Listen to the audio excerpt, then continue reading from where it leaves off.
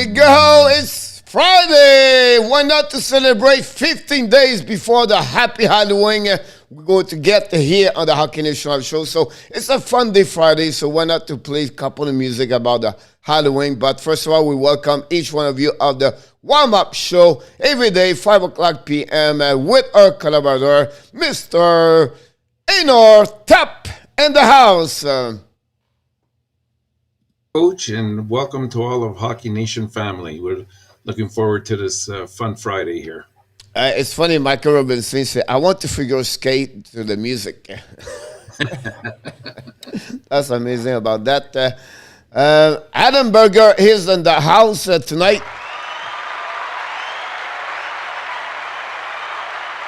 Nicolas de Kobe Bono.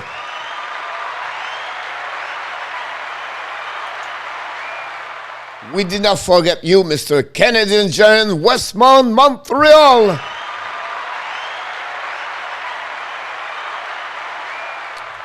And Adam said to us he's not very happy. He's not the only one not happy after the two-game road fall. The Vegas struggle, the Rangers struggle, the Montreal Canadiens struggle. The Toronto fans should not be too happy also.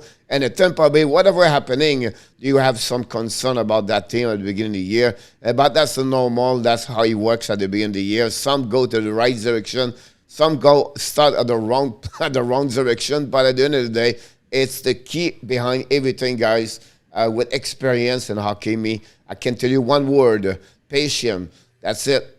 Have that kind of passion, the patience, and wait, see what happening after 15 game, 20 game. That's what you're going to see after that. Who is your team? So look, I understand we are a big fan. We want our team win, but at the end of the day, be patient, wait, see happening, and then go from there. We have directly from Newfoundland, number one fan of Montreal Canadiens. She's not happy also like Adam. Helen Keeve in the house.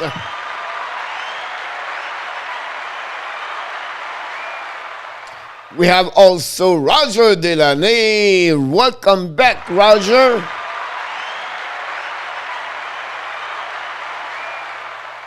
And Stone has a groin injury. This could sadden him a lot. Adam, you're absolutely right about that. We talked about this morning about the concern about the Vegas. It's not about the loss yesterday. It's more about the possible Mark Stone could be for a week and a groin. You never know what could happen. So I agree with you about that one over there. So we'll be interesting about that one over there. We know yesterday they removed the goaltender, Adam, like you said, after the second period, Robin Lehner. I consider this more like shocking. The team at that moment, I believe the score was 4-2.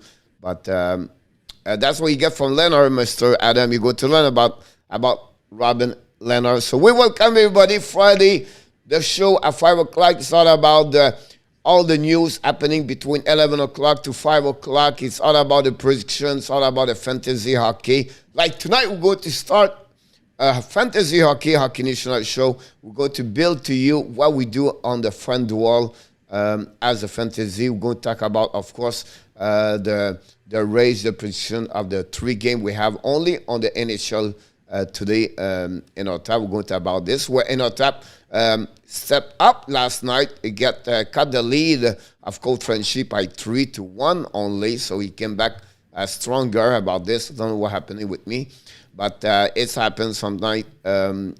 It's no excuse anyway at the end of the day. So welcome everybody. Thanks for joining us tonight. So let's actually, we have a question to you. Adam said, Enortap, I'm always knocking on the door again, you at the end of the night. So you guys, you play also on the ESPN Fantasy Sport at that right now, right? And you have, what is the score? I did not look the score today. Oh, it's head-to-head. I think 2 points separates us right now. That's awesome. That's great. If Adam looks forward, he'll see that he's going to be in trouble the next 2 nights. So yes, absolutely right about this. Adam said, why would Peter Tobor and Vegas organization say now Stone having a minor injury is still playing? I don't know the behind that reason. I did not look anything. We didn't hear. All the team like Vegas, Los Angeles, that are 3 hours behind us. So right now it's 2 o'clock. So it's a little bit behind about what's going on over there. But will be interesting about this. So what we do at the beginning of the show, talking about fantasy ESPN, and I was thinking about, I need to remind myself, I never see Yamo late the night, but Yamo is in the chat directly from Finland.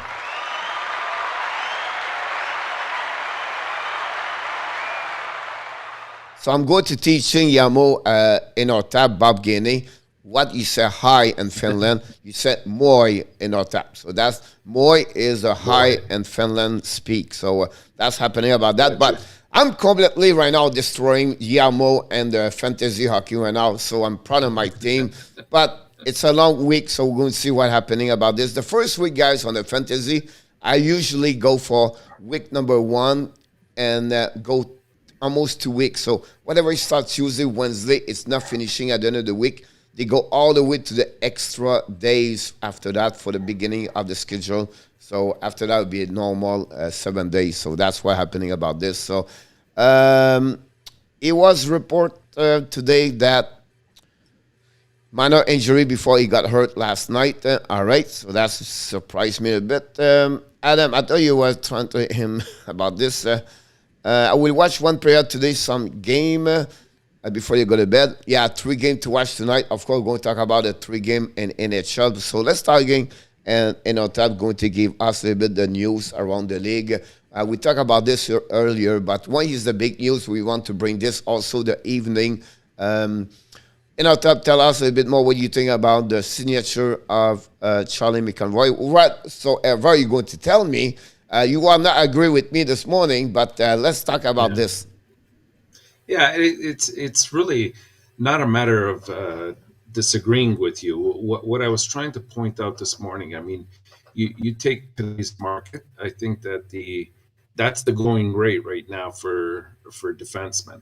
However, where I sort of was very surprised about is that the Bruins have created a culture and an atmosphere where the players enjoy playing there on a consistent basis, and sometimes will take less money in order to play together.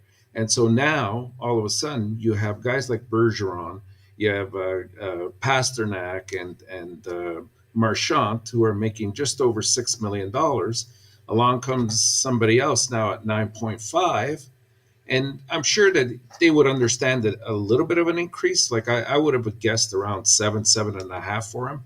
But I just question what will it do to that winning atmosphere that Boston has cultivated over the years. And so that was really my point. It's not that he doesn't deserve it or that the cap isn't going up. I get that the money will be there. But it's where do we go from here for this particular hockey team?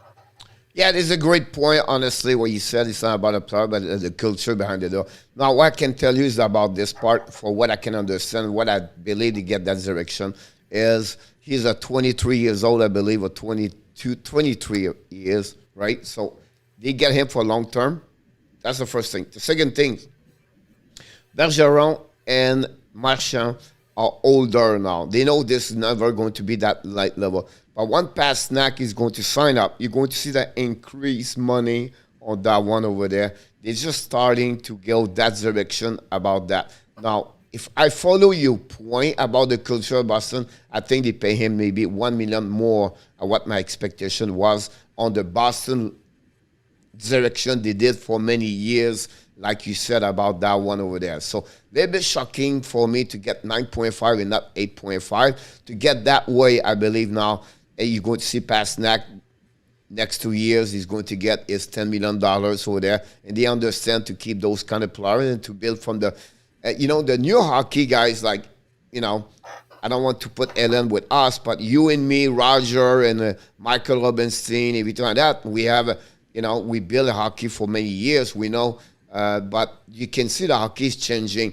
The youngest players, the star, getting more money now like never happening before. They're not waiting at 26, 27, 28. They get their second level contract happening. They gave them that kind of money right away to go to 32, 31. Before that, they would sign them at 26, 27, 28, bring them to 36, 37, 38, and they realize at the end that money is almost waste because they don't perform at the level at 28. At that way right now at 9.5. Right now at the beginning it's reversed now. At the beginning it's maybe not their best peak of the performance, but they're getting more at 29, 28, 29, 30, 31. So it's a new culture, new philosophy of what they believe now. And NHL, you can see more and more contract that way. I don't know if you believe what I said. It makes sense to you. No, it makes sense. And I guess the other thing that we should be open to here is we don't know exactly what the actual structure of this contract was. As we saw with Tkachuk, it starts off at a very reasonable amount. I think it was $4 million for the first year, and then it goes up, and then he has 3 years at $10.5 million, and then it starts to decline again. So, exactly the same thing, by the way. So the first 3 years, and I could be off by 1 year right now, it's a lower, and then they build the 3 years in the middle higher, and they drop a little bit at the bottom at the end. Yeah, that makes more sense. Yes, exactly. So Michael said, Coach Enor, you remember 5 years was a long contract. Today's 8 years, some standard. Yes. So, and I'll be honest with you, Michael. Also, remember before that, the time that Weber and Ransutter and Bronger, and they stopped this. The contract can go on till to 15 years. The Rick DiPietro, it was at 15 years. And after that, they dropped this at 12. And after that, they dropped to 8. And now they add a change. Now, if you have a UFA, you can get only 7 years. If you sign a UFA inside of your own team, so we have the rights of the players, the new rule is 8 years. So that's a new change about this. You're absolutely right. The philosophy is changing because the player is younger. They get longer, the 8 year contract and not the 5 year. The 5 years is lower. It's become now a name what's called a bridge contract for the NHL player, between agreement between the team and the agent or the player. So I think overall it was pretty good contract for Mcavoy. We turn that. First of all, guys, we forgot, but we invite you to please click on the likes. That'd be awesome if you don't mind to do it. Secondly, of course, don't forget tonight we are back at 9 o'clock. The power play is back tonight for show. And what happening with the power play? We have a Frenchy quiz tonight. So we're going to have a special Frenchy quiz just like we do usually. Don't forget at 10 o'clock p.m. And what we do at 9 o'clock, we're going to talk about the Montreal Canadiens, talk about the Florida Panthers, talk about everything. We're going to watching what's going on in NHL live. And then we're going to watching after that the game at 10 o'clock between the Anaheim Ducks and the Minnesota Wild, where not because I love the Wild, but I want to see Kaprizov tonight. So I think we're going to hang in there for about 1 hour until midnight tonight, watching this game, see what's happening. So that's what on the program tonight for the Hockey Nation Live show. So let's dive in. The next news about this is this one. This happening about 4:15, I believe, 4 o'clock. This suspension, I want to give us what you think about that suspension. Dylan Larkin got a 1-game suspension. Where? Coach Frenchy got it this morning again. You did, Coach. You know what? Quite honestly, I saw a few times the hit that he got suspended for. If you backtrack it a little bit, you sort of see Matthew Joseph that he takes quite a run at Larkin. And his back was entirely to the player, and he cross-checked him right into the boards. And as you know, Larkin has had issues with concussions over the last few years. So I kind of understand his reaction. He got up and was just, looking for the first person to sort of drop the gloves. It doesn't justify what he did, but I could understand that immediate action or reaction to the situation. Yeah, I agree with you.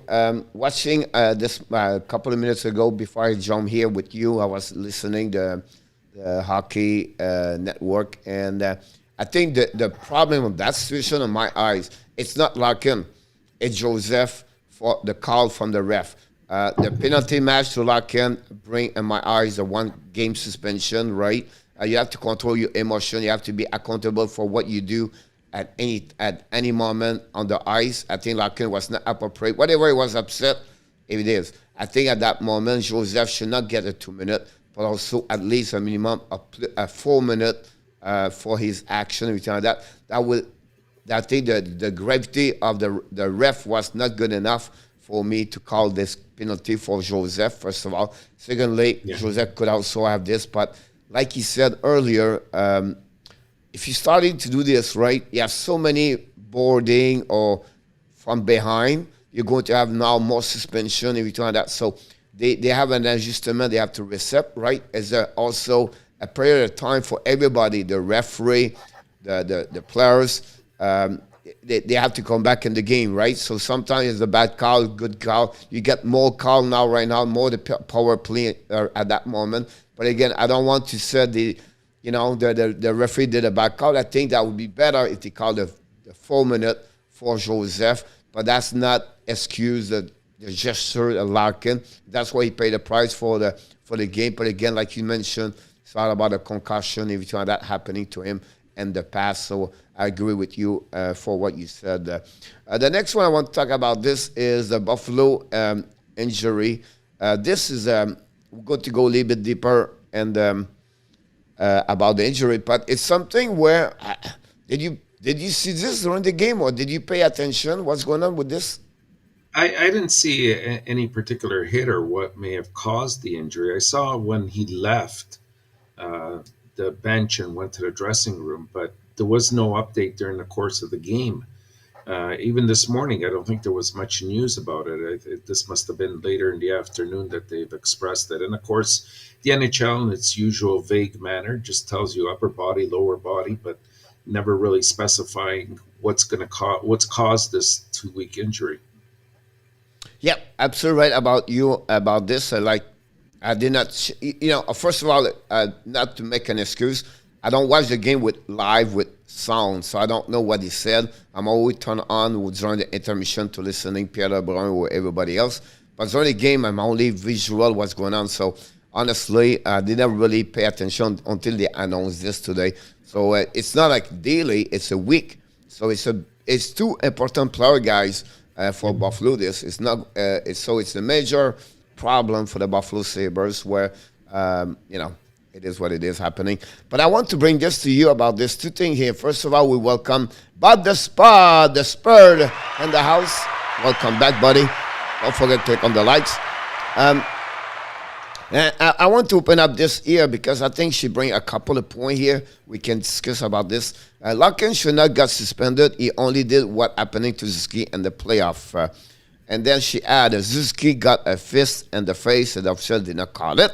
And then Michael, he's a good guy. He just said, I agree with Hélène. That's the most was a Z misconduct penalty on Larkin.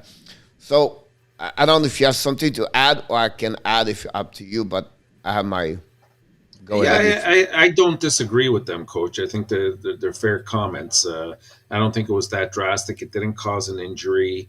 It was a reaction to the play. Yes, maybe call a penalty, but a suspension, it was a bit far-fetched in my opinion. I agree with what both Ellen and Michael said there. So to give you what the rules in NHL, how they deserve or what they give every time, that's my point. I want to explain. That's how I agree or not agree with them. First of all, when you get a game penalty match in NHL or you travel, college, or like that, expect suspension. It's rare they're going to change that penalty match and come back and give nothing. It's usually this or a maximum of the CBA allow fees is about $3,000, $5,000, depending on the gravity. So I knew this morning when I said to you guys it's going to be one game.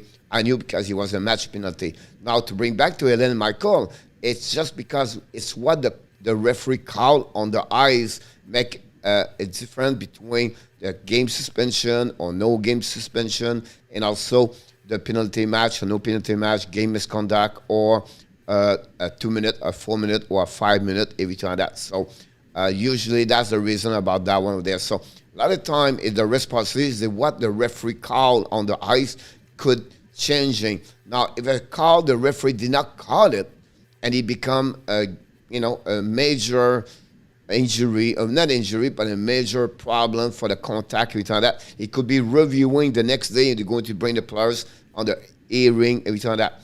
The bad news about everything we mentioned now is, I don't know if you hear that, but Larkin visit a doctor today. So I don't know, it could be an injury on his part, like a concussion or something like that, could be joining this. So Larkin visit a doctor, was mentioned by the Detroit Red Wings today. So it'll be interesting to follow up. But I agree with Ellen about that one over there. On the flip side, is it the ref missing what happening to Suzuki? It's all the kind of stuff like that happening during the game, high balance. It's just for me, like you mentioned in Enortap and Ellen and Marco, I feel like I would not go to the penalty match. I will maybe give him an extra roughing or something like that and go that way with it. Because if you go that what they did, you should get more gravity of the Joseph action by an extra 2 minutes or whatever they call it every time that. So I was just want to bring this on the table. Yeah. And Coach, I'm not surprised that Larkin had to go visit a doctor. Concussions nowadays, they're very, especially after you've incurred one, they can come up at any time, even with the minimalist of contact that's made. And remember like last year against Edmonton Oilers, Kera that's against right. Romanov, That's I right. believe, or someone else. I don't know who hit And him. that's why I fear, even for Jake Evans in Montreal, as much as I love his play, here's a kid that's had about, I think, 3 concussions now. He's been out for that. I agree with you about that one over there, for sure, about that. We have to really monitor that. And this is the news happening today. Also, the Blue Jackets have assigned the right wing Yegor Chinakov to the AHL Cleveland, the Lockmaster. The rookie was scratched for the opening. He will get a chance to get some playing time with the Monsters. He's going to be a guy who's going to be up and down for a couple of games, I believe, for the first month and see happening that. So I give also to give a chance to tell you, like Cole Sillinger, you see them a little bit better at him at that moment. Will be interesting. For all the fans for Columbus Blue Jacket, do not start your Stanley Cup parade. It's just a game, and don't expect they will score 8 goals tomorrow night.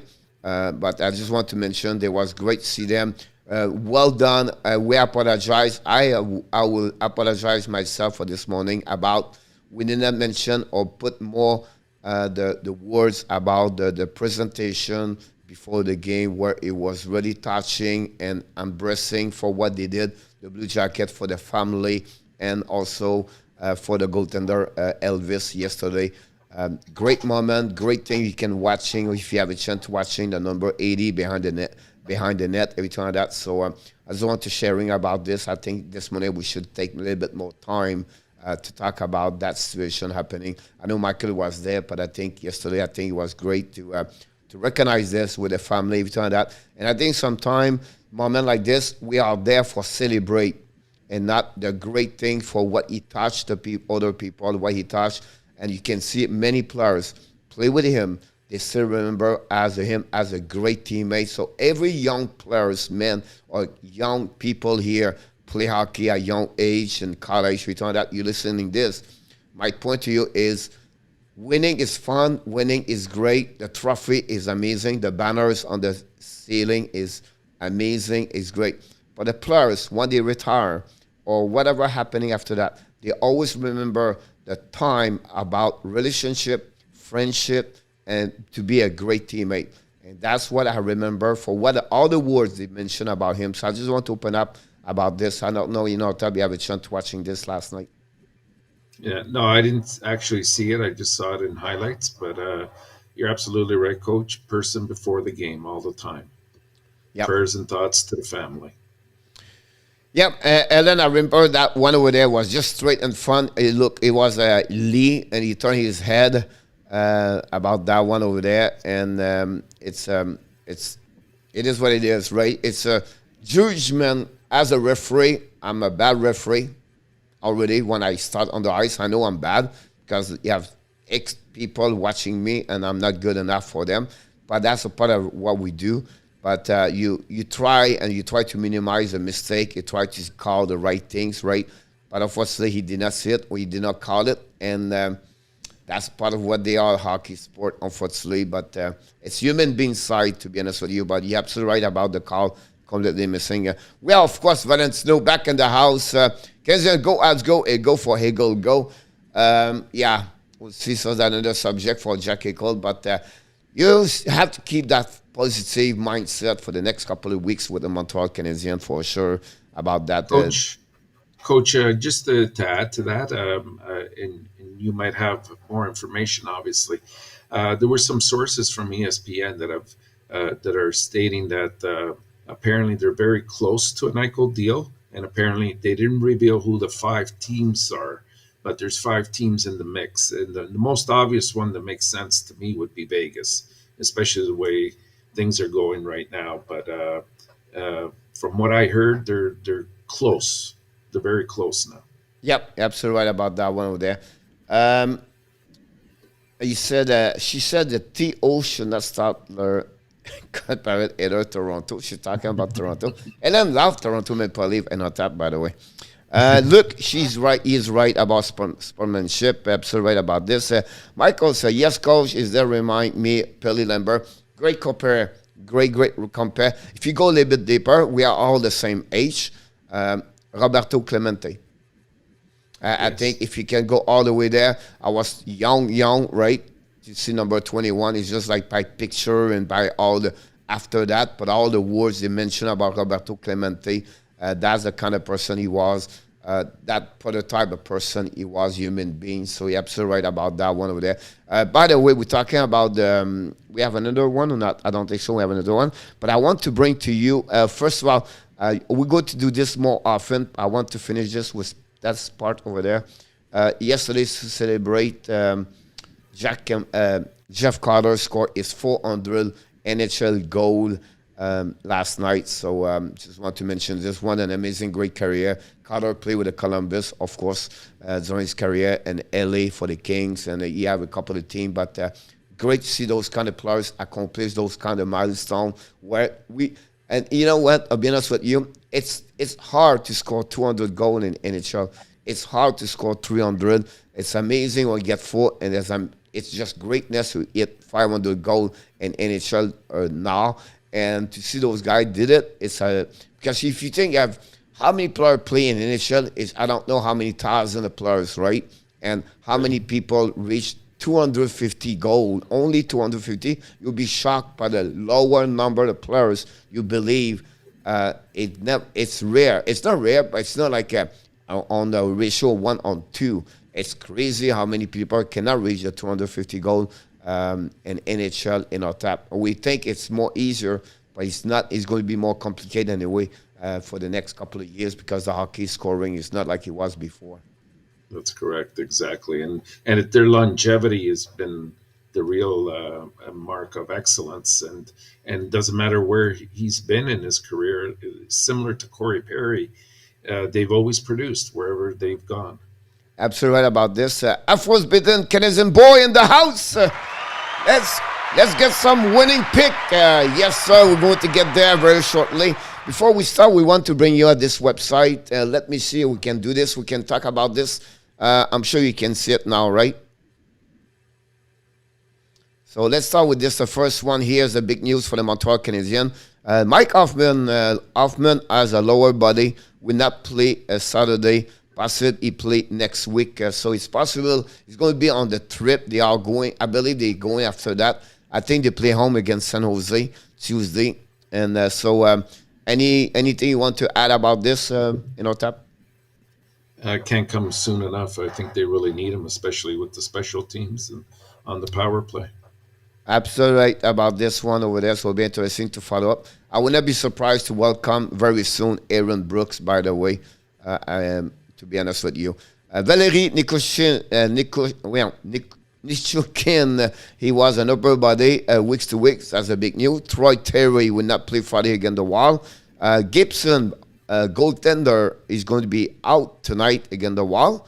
Henry Yuri Caru and also Middlestad, we talk about this, are out And then Borzer is not expected to play Friday in Philadelphia, where it was like, it's a funny, not a funny, a strange injury because he's back and forth. He started skating, now he's not going to be there.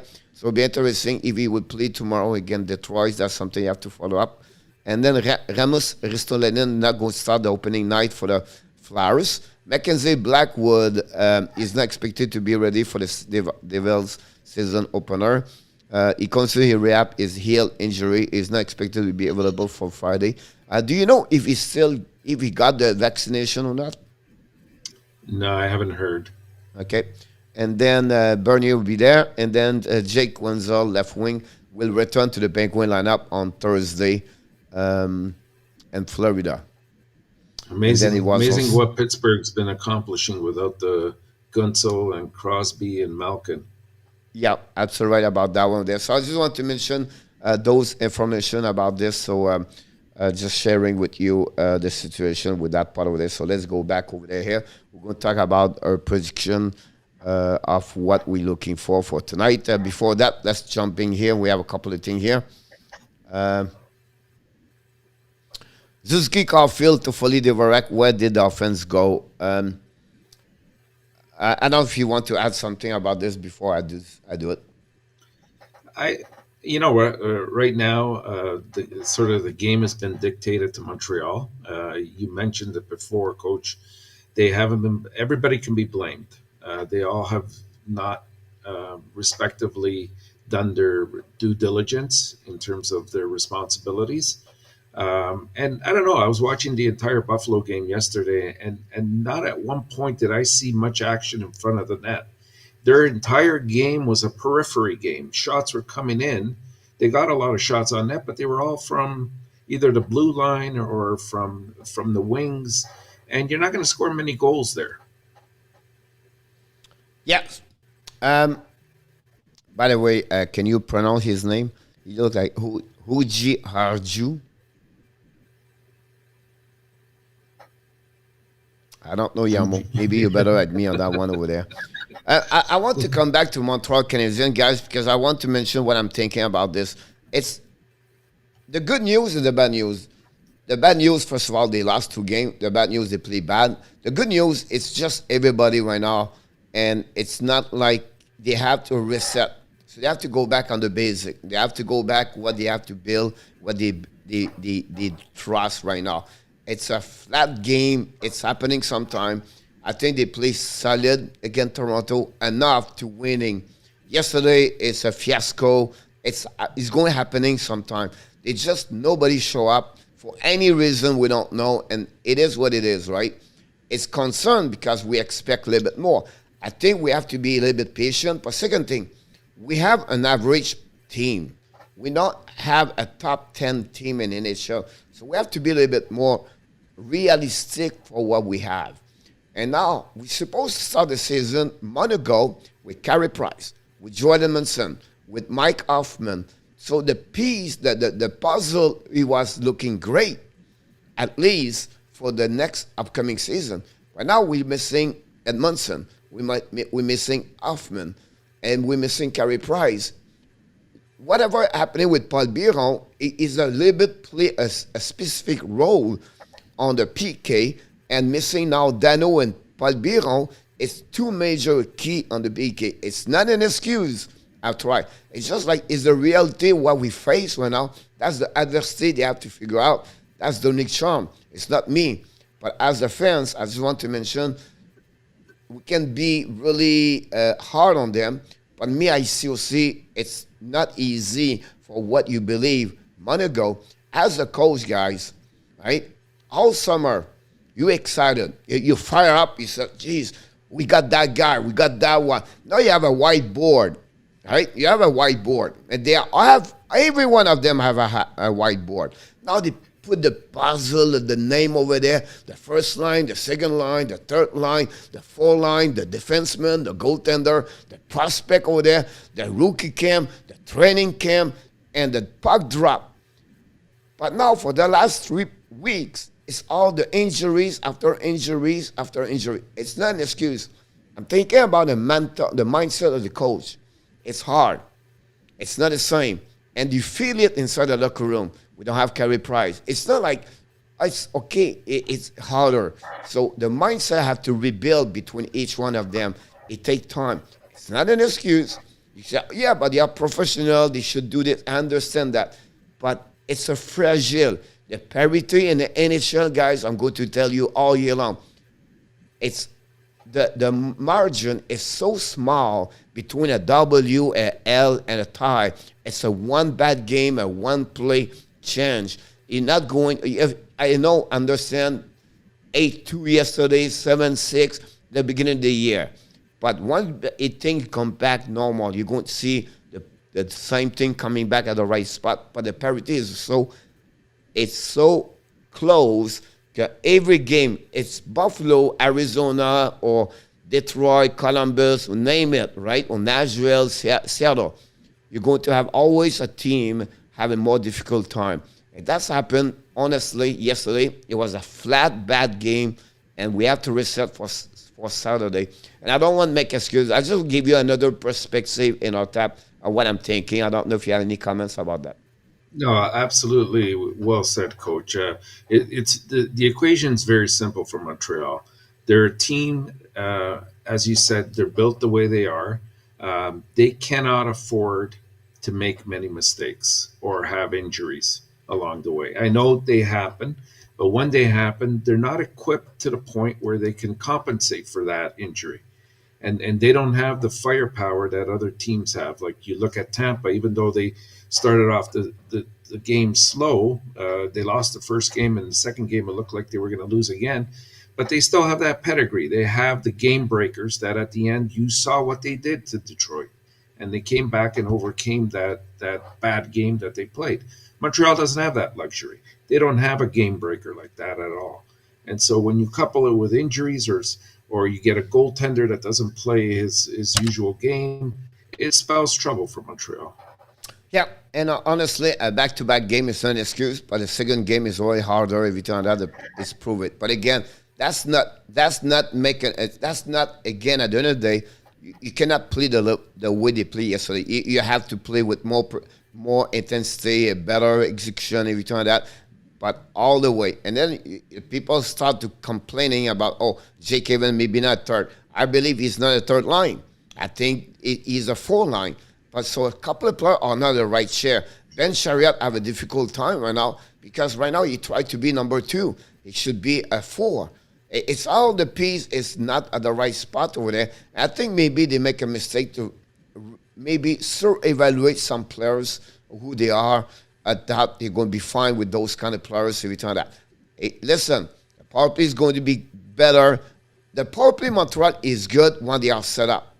It's bad because the entrance is really difficult. The second thing I would say, it's a big mistake about Alex Bureau yesterday.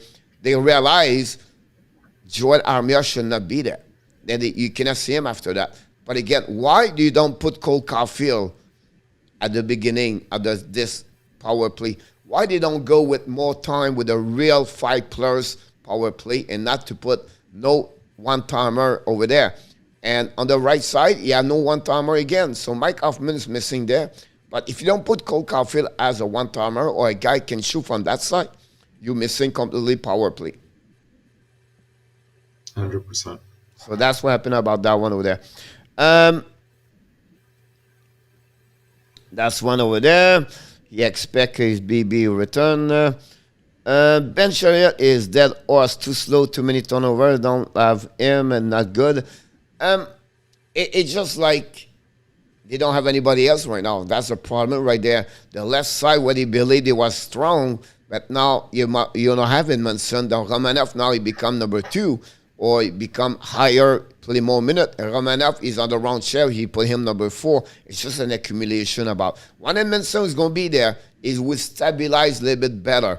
On the flip side, I'll be honest with you, I completely was negative about David Savard. I'll be honest with you, the 2 games he played, he did not do bad at all. He might be one of the best defensemen overall. Whatever, it was not great. He did not do many mistakes for the first 2 games. Yeah, no, that's very true. You know what I mean? So Yeah, right this, now defense is their biggest struggle, yeah, and everything starts from there. It's hard to get your game flowing if you don't have at least one or two good puck carriers that will get that puck up to the forwards. yep, I agree with you about that one over there.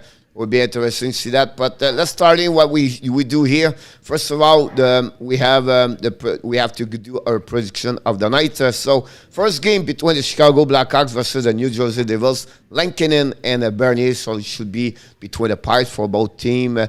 Tell us what is your choice for tonight. Well, here we have the home opener for New Jersey. Some questions we have to ask for New Jersey is, is Hughes and Zacha finally going to step up this year and show that they're worthy of the selections that they were? I think that the New Jersey defense is still a bit suspect. Um, you know, I question, even though they've shown strides of improvement, I still question in New Jersey overall. And I can expect Chicago to come out firing here tonight. They have lots of firepower from the likes of guys like Kane and Tays, Kubalik, Dubrinkat, Doc, and Kurisev. The defense is a bit worrisome still. I don't think that they're where they should be. But, having Marc-Andre Fleury, it's going to take a little bit of time for him to acclimatize himself to a new surroundings. But overall, I think Chicago will win this game, and I predict 5-3. Here we go. Yamo said Hughes is a day-to-day. I think at some point it was a game decision, so I don't know if it's confirmed he's going to be out or not, but I thought it was a game decision. Do you hear about this on Tap? Or? That's what I heard as well. It was a game decision as well. All right, sound good. We know Ty Smith is out, but he's starting to skating, so that's good news for them. And Severson, he does not play tonight, maybe plays during the weekend. So that's what I heard from the New Jersey Devils. I just want to go again. That's pretty much what I did. I decided to go with the Devils. They go play at home. I expect Sharon Kovic have a good night tonight. And Doug Hamilton going to celebrate his $9 million tonight with 2 points. And why not Bernier to play better for tonight for them, where he struggles. So I just guessing, to be honest with you, and nothing like, oh, no, I understand what's going on. But I go with a 4-3. I almost said OT, but let's keep this simple. 4-3 for the New Jersey Devils. We have the second game, Vancouver Canucks with, again, the Philadelphia Flyers, where they open up at home. And then Vancouver bring back the goaltender, Temko. So that's up to you now. I got to say, the other night I watched the Vancouver Edmonton game, and I was pleasantly surprised. The action, the speed of the game, but more importantly, the battle between Smith and Demko. They just kept making saves after saves. So I expect big things out of Demko this year. I also can anticipate guys like Horvat and Garland and Hughes and Peterson to really step up offensively. They're going to be a tough team this year. Last year, anything that could have gone wrong did go wrong with Vancouver. Philadelphia is coming out of the gates right now. A lot hinges on Hart. If Hart can return to his previous year's form, Philadelphia will be okay. If he plays like he did last year, they really don't have a backup to help out. And so as Hart goes, Philadelphia will go this year. So for this game, I think it'll be close. I think Vancouver will end up winning 3-2, possibly in overtime. Awesome. Welcome back. Wow, nobody care. He is back in the house. So welcome. Happy Friday. Happy hour for you. 5 to 7 right now. So that's good to know that. But I also agree with you about that one over there too. And I go with 4-2. I'm impressed by Vancouver Canucks. The team overall, they're missing Brendan Sutter. When the Brendan Sutter will be back, their depth is going to be good. Of course, the defensive is one way a bit more offensive with Quinn Hughes or anything like that. But they have a team to create some damage on the West. I know the Los Angeles Kings could be great, But I think the Canucks, Vancouver, Los Angeles Kings are going to step up for team number 3, team number 4, I believe, on that division, to be honest with you, Enortap, about that one over there. So we have also Baron. Baron, welcome. Hi, how are you? We are great. Finally, the last game of the night, Minnesota versus Anaheim. Well, the other night Anaheim surprised Winnipeg, and that was quite formidable, I thought. Will they surprise Minnesota tonight? Absolutely not. I think that Minnesota's, especially their first line, Kaprizov, Eriksson Ek, and Zuccarello, they're going to have a fantastic year this year. And I would probably rate them probably in the top 5 in the league in terms of a line and what they can produce and bring to the team. The other guy I have high hopes for this year is Jared Spurgeon on defense. I think he's going to be he's going to bring his game level a little bit higher. He's going to be earning a lot of ice time. He's going to be on the power play. He's going to really produce for Minnesota. Goaltending is really my only concern with them. Both Talbot and Kadodin, if I pronounce that right, are a bit questionable. But Talbot's had years where he's been great, and he's had years where he hasn't. So let's hope for Minnesota's sake that this is a good year for him. With Anaheim, the problem, everything hinges on Gibson in net, and now he's hurt and he's not playing tonight. So I'm going to take Minnesota to win this one handily, 5-2. Awesome. Welcome, Stefan Manberg, back in the house. Both of you, they are usually great for the Hockey Nation. So welcome back. So welcome to be a part of the show. And I make a mistake, but he's back now. The mistake is fixed. I go with the Wild. Absolutely right about this. I'm excited to see the Minnesota Wild. They have always been a team with excitement last season with Kaprizov, and I think Zuccarello complete very well with Kaprizov. And now they're going to get, they have a Granley, is it Granlaw, and then they have Eriksson, A.K. They have a good team. Fiala, we'll see what Fiala look like. And obviously they don't have Boldy, Rosie still yet. But the defensive was going to be interesting to watch. Kolikoski can now play with them. They not play anymore with Parise, Sutter. And again, there's a team where a little bit the question, like an other team, is the goaltender. The goaltender situation with Talbot and Kakohin, it's good, but it's inconsistency sometimes. So but we cannot blame him for last year. Have a great year overall. So we'll be interesting what the Wild's going to do. But I go tonight a little bit, one goal like you, but a little bit lower, 4-2. Surprise Anaheim response. Silverberg, we have a difficult year in our top last year, show up, and he did very well overall about that one over there. So thank you to Wayne Shunt. So just for the record, Coach, this year so far the home teams are 8-2-2. So there's no logic as to why I took 3 road teams here, but hopefully this is law of averages and it'll start working out in my favor. Yeah, exactly about that one over there. So we'll be interesting what happening about for the 3 games tonight. We'll see if you take the lead during the tonight. So it'll be interesting to follow up about this. And finally, like you said, we're going to go for the prediction of the fantasy hockey like we do at the end of the show. So let's dive in over there. And I will finish this part. I have to delete everything one by one. Did I delete to you also? Here we go. I delete everything. Let's go delete everything. So we're going to delete ourselves now because we put the board. I put this a little bit bigger for us. So tell us your player for tonight. Okay, in net, I'm going to go with Thatcher Demko from Vancouver.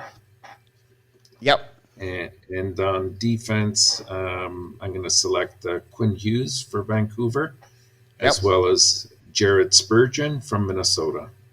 Awesome. And the 3 forwards, I'm going heavy with Minnesota. I'm going to take Kaprizov.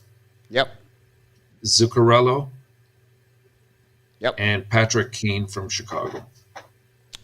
Awesome. That's a great selection for tonight. A little bit different, but close. I go with Bernier because I go with the Devils. So I know Vancouver is a little bit more sugar card, but I go with Bernier. I go use, like you said. But like I mentioned earlier, I expect Dougie Hamilton step up tonight. One who was a little bit quiet is during the first game, Elias Pettersson. And then I really like this kid. I don't know if you remember him, but Sharakonvich had a great year last season with the Devils. Great scorer. And then I go with Kaprizov. I just enjoyed watching him, and I believe he's going to have a good night tonight. Patrick Kane, well, one player for Chicago, could be a great one to select, to be honest with you. But I think that's happening about that. You know, sometime you cannot select all the player every time like that, but it would be interesting about this. So tonight we're going to do something we don't do, we never did so far. So what we try to do tonight, Enortap and me, we're going to build a team on the fan duel where I put only a small amount of money. It's not about the money to win. It's how we do this and how we believe. So we're going to bring you back on the website over there. Let me check this part. And I'm good shifting on that side over there. So let me go there. Here we go. So can you see it? Yes. All right. So let's start it with a goaltender, if you don't mind. Between Joan, Hart, Bernier, Blackwood, Edgewood, McAvoy, Fleury, Lankinen, and Demko, you believe the best we should go with Dashner, Demko, right? That's my bet. All right. Yeah. So let's select this. We'll put 7 right there. So let's move on now for the defenseman. So we are agreed together to get Hughes at 65. All right? Correct. So we agree about that one over there. Any other defenseman you believe he could get a little bit lower, like Ellis, Spurgeon, or Provorov, Ekman, Larson, Tomba, Tristel. Riston is not play, honestly. Do you believe we should go with other defensemen? Yeah, I mean, I like Spurgeon for tonight because I think Minnesota will win handily there. So the opportunity for him to get points are quite there. And it looks like he comes at a value pack too. All right, so let's go with Spurgeon at that moment. Let's move in now as the center of the night, where we have Peterson, Couturier, Hughes is game to game, so I will not go there. We have Horvat, Toews, Kirby Dack, Zegras, Urshar. We can go all the way down. So which one you think we should go? We have 2 center at the beginning. Yeah, I agree with you. I think Peterson is a good pick from Vancouver. Okay. I would take that, and possibly let's maybe go with tough one. Eriksson Ek, maybe. Which one? Eriksson Ek from Minnesota. Eriksson? Yeah. All right. Let's go for the winger now. You pick the wingers. Now we have to select the winger. So Kane, the Breakout, Kaprizov, JD Miller. We are good to go with Kaprizov. So that's one. We have to select one more now. Kane, maybe. Patrick Kane. All right. Now what we have right now, we have $9,500 to spend for 2 util players. So we have an average of $47.50 to spend. So let's check in about the winger we can get at that price right now. Thomas Tatar, Parkinson, Comtois, Sharakovich.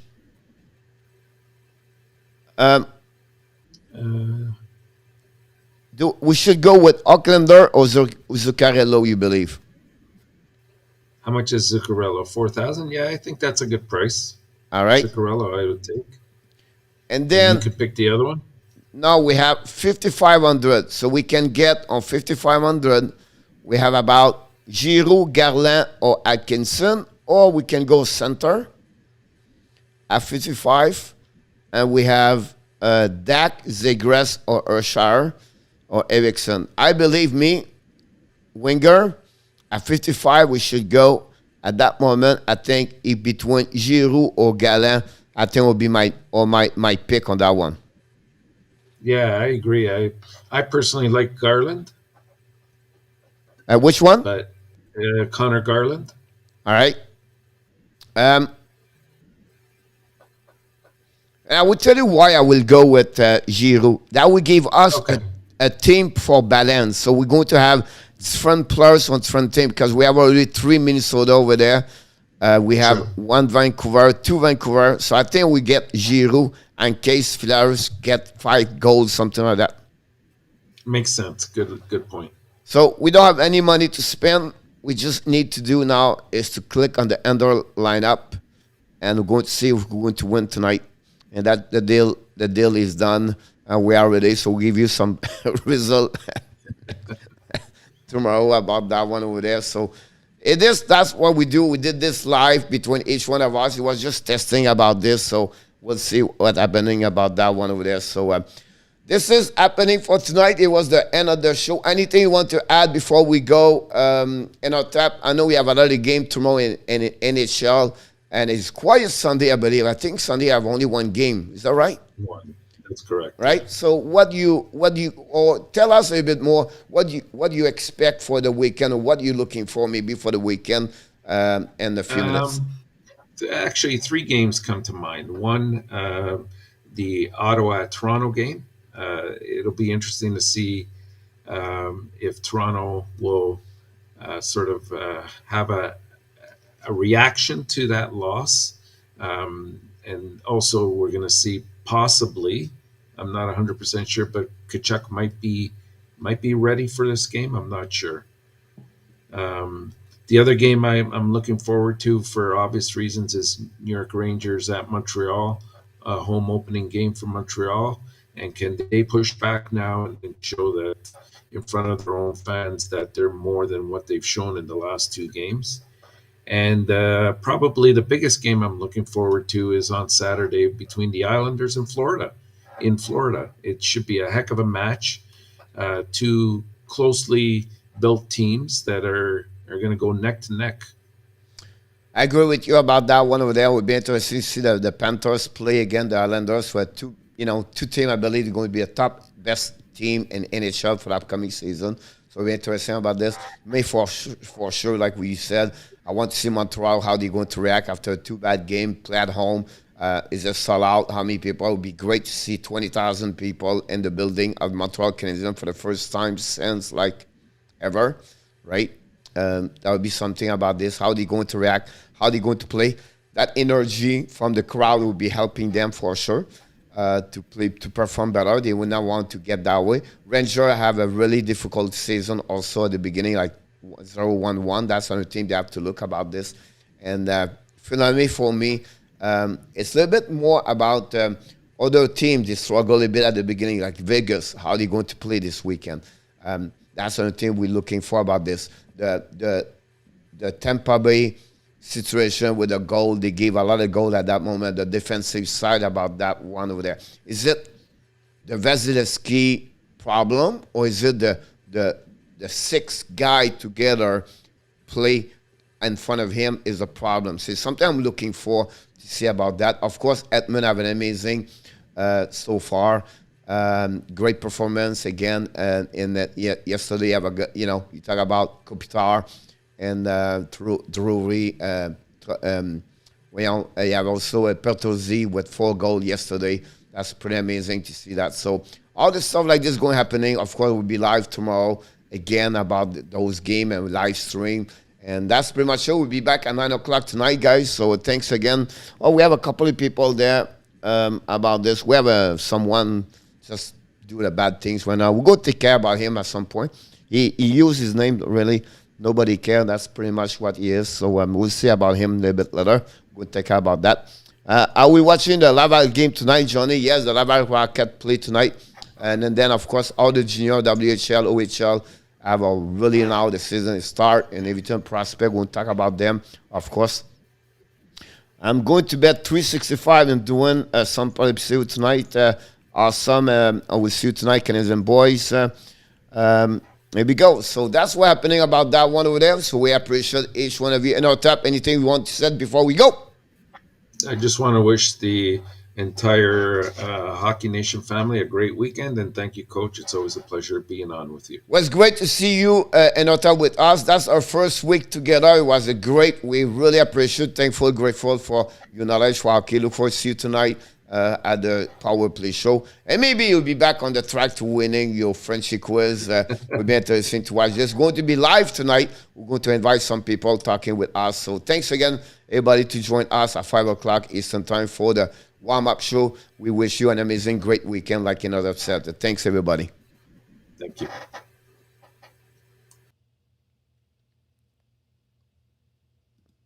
What if I open my soul?